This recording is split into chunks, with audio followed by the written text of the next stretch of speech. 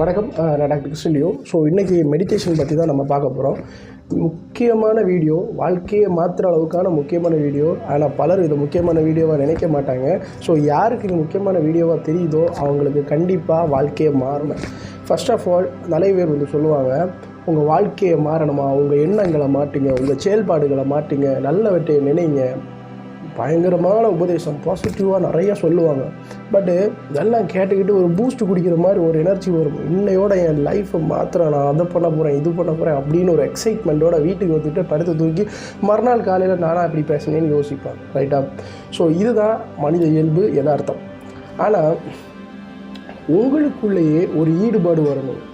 உங்களுக்குள்ளேயே உங்கள் லைஃப்பை வந்து மாற்றணும் அப்படின்ற ஒரு எண்ணம் எப்போ வரும், எதனால் வரும்? உங்களுக்குள்ளே அந்த மிருகம் தூங்கிக்கிட்டு தான் இருக்குது. ஸோ எல்லா மனுஷனுக்குள்ளாடியும் ஒரு எக்ஸ்ட்ரா கரிக்குலர் ஆக்டிவிட்டி, ஒரு எக்ஸ்ட்ரா டேலண்ட் வந்து ஒளிஞ்சிருக்கு. ஸோ அதை எப்படி தட்டி எழுப்புறதுன்னு யாருக்குமே தெரியலை. ஃபர்ஸ்ட் ஆஃப் ஆல் தட்டி எழுப்புறதுக்கு நிறைய வழிகள் இருக்குது. ஆனால் உங்களுக்குள்ளாடியே எழுப்புறதுக்கு ஒரு சிம்பிளான ஐடியா வந்து சொல்லணும்னா அதான் மெடிடேஷன். ஒன்ஸ் புத்தா கிட்ட ஒருத்தவங்க வந்து கேட்குறதா வந்து சொல்லப்படுது, நீங்கள் வந்து மெடிடேஷன் பண்ணிகிட்டே இருக்கீங்களே ரொம்ப நேரம், ஸோ அதில் நீங்கள் என்ன ஏர்ன் பண்ணீங்க, என்ன நீங்கள் வந்து கெயின் பண்ணீங்க அப்படின்னு ஒருத்தர் கேட்குறாரு. ஸோ அவர் சிம்பிளாக சொல்கிறாரு, ஒன்றுமே கிடையாது.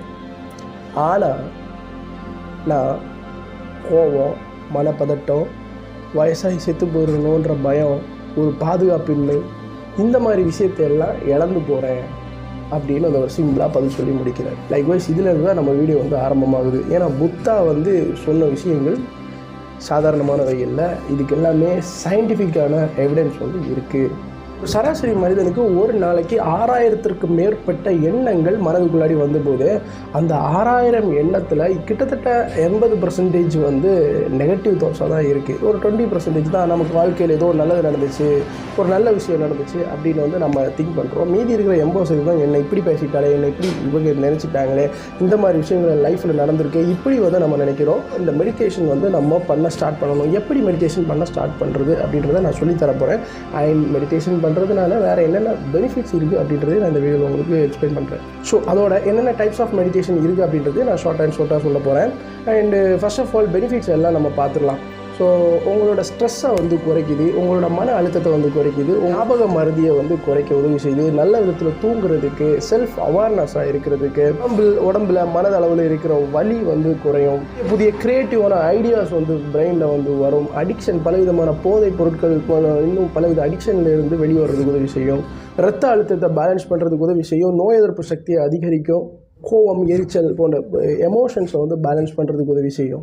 குறிப்பாக ஸ்ட்ரெஸ்ஸு, ஆன்சைட்டி, டிப்ரெஷன், ஸோ இது மூணும் தான் கம்பைண்டாக பலவிதமான மனநோய்க்கு ஆணி வேற இருக்கிறது. இது மூணையுமே வெல் கண்ட்ரோல்டாக குறைக்கிறதுக்கு வந்து உதவி செய்யும். ஸோ என்னென்ன டைப்ஸ் ஆஃப் மெடிடேஷன் பண்ணுவாங்க அப்படின்றத வந்து நான் சொல்லிடுறேன். ஸோ ஃபர்ஸ்ட் ஆஃப் ஆல் மெடிடேஷன்னா இன்னும் ஸ்வீட்டாக சொல்ல போனால் நம்மளுடைய எண்ணங்களை வந்து கட்டுப்படுத்துதல். இதுதான் சிம்பிளாக சொல்ல போனால் எண்ணங்களை கட்டுப்படுத்துதல். சரி, அப்போ என்னென்ன டைப்ஸ் ஆஃப் மெடிடேஷன் இருக்குது அப்படின்றத பார்ப்போம். First of all mindfulness meditation, அதாவது நம்மளை சுற்றி இருக்கிற விஷயங்களில் மட்டுமே கவனம் செலுத்தி ஸோ அதையே வந்து நம்ம ரசிக்கணும், அதையே வந்து என்ஜாய் பண்ணணும். உதாரணத்துக்கு வந்து ஃபுட் மைண்ட்ஃபுல்னஸ் அப்படின்னு வந்துச்சுன்னா, நீங்கள் சாப்பிட்ற உணவு எவ்வளோ அழகாக இருக்குது, எவ்வளோ க்யூட்டாக இருக்குது, ஸோ இதை எப்படியெல்லாம் விவசாயிகள் வந்து அதை வந்து விவசாயம் பண்ணி அதை சமையல் பண்ணுறவங்க கொண்டு வந்து, ஓ தேங்க் காட் இது எனக்கு கிடச்சிருக்கிறதுக்கு ரொம்ப நான் சந்தோஷப்படுறேன். ஸோ அந்த மாதிரி ஒரு தாட். இப்படியே நம்ம சுற்றி இருக்கிற எல்லா சின்ன சின்ன விஷயத்தையும் என்ஜாய் பண்ணி ஸோ அதில் வந்து திருப்தி அடைகிறது மைண்ட்ஃபுல்னஸ் மெடிடேஷன். கைடட் மெடிடேஷன் சில விதமான இந்த ஸ்பிரிச்சுவல் இதில் பார்க்குறீங்க.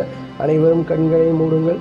இப்போ நம்ம வந்து ஒரு பாலைவனத்தில் நடந்து வந்து கொண்டிருக்கிறோம். ஸோ இப்படி ஒருத்தர் சொல்ல அவங்க கற்பனை பண்ணுவாங்க. ஸோ அது வந்து ஒருத்தர் கைட் பண்ணி இன்னொருத்தர் வந்து பண்ணிகிட்டு இருப்பாங்க. ஸோ இது ஒரு மெடிடேஷன் செக்ஷன் நிறைய பேர் கேள்விப்பட்டிருப்பீங்க. ஸோ ஒரு குரூப் ஆஃப் பீப்புள்ஸை வச்சு ஒரு குரு மாதிரி ஒருத்தர் வந்து ஸோ கைட் பண்ணுவார். ஸோ இது வந்து கைடட் மெடிடேஷன். மந்திரா மெடிடேஷன் வந்து அது ஈஸியாக சொல்ல போனால் விஜய் வந்து ஆலிசுல்னு சொல்லுவார். ஸோ அதே மாதிரி ஒரு செகண்ட் நல்ல டேர்ம்ஸை வந்து மைண்டில் வந்து ஃபிக்ஸ் பண்ணி அதையே சொல்லிட்டு ரிப்பீட்டட் அந்த தோட்டை திங்க் பண்ணிகிட்டு இருக்கும்போது ஸோ அது வந்து மந்திரா மெடிடேஷன்.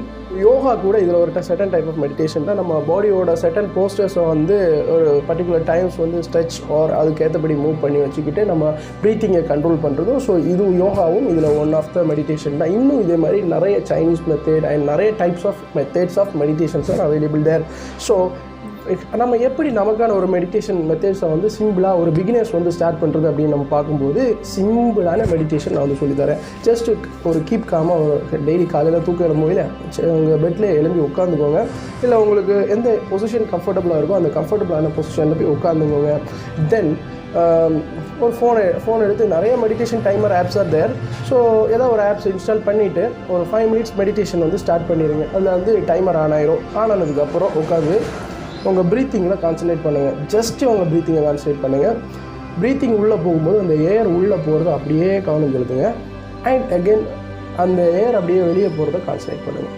இந்த நேரத்தில் தான் வேறு எந்த தோட்டமே இருக்காத உங்களுக்கு ஊரில் வந்து 10 வருஷத்துக்கு முன்னாடி களவு போன விஷயங்கள் எல்லாம் ஞாபகத்துக்கு வரும். பல என்னென்ன விஷயங்கள் எல்லாம் ஞாபகப்படுத்த வேண்டாம்னு நினைக்கிறீங்களோ அப்போ தான் இந்த ஞாபகத்துக்கு வரும். ஆனால் இதை பார்த்து தோண்டு போயிடக்கூடாது. ஸோ ரிப்பீட்டட் அதை பண்ணிகிட்டே இருக்க தான் இந்த தாட்ஸ் வந்து குறையும். இந்த அன்வான்ட் தாட்ஸ் வந்து குறையும். You are the boss of your thoughts. எப்போ வந்து நீங்கள் வந்து உங்களோட தாட்ஸை வந்து கண்ட்ரோல் பண்ண ஆரம்பிக்கிறீங்களோ அன்னைக்கு தான் வந்து உங்களால் வந்து புதிய க்ரியேட்டிவான ஐடியாஸ் வித்தியாசமாக யோசிக்க முடியும். அடுத்த லைஃப்பில் வந்து அடுத்த கட்டத்தை பார்த்து நகர முடியும்.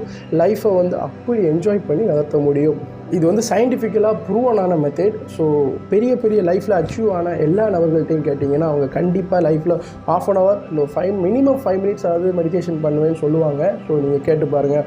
ஸோ இன்னிலேருந்து உங்கள் லைஃப் சேஞ்ச் ஆகணும்னா சும்மா வீராப்பு பேசுகிறவங்களோட வார்த்தையை மட்டும் கேட்காம உங்கள் லைஃப்பில் டெய்லி ஒரு 5 minutes மெடிடேஷன் ஸ்டார்ட் பண்ணுங்கள். இன்னையிலிருந்தே உங்களோட மைண்ட் உங்களுக்கு தெரியாமலேயே சேஞ்ச் ஆக ஆரம்பிக்கும். Best of your luck. மற்றொரு பேர தகவல் மூலம் உங்களை சந்திக்கிறேன். Bye from Leo.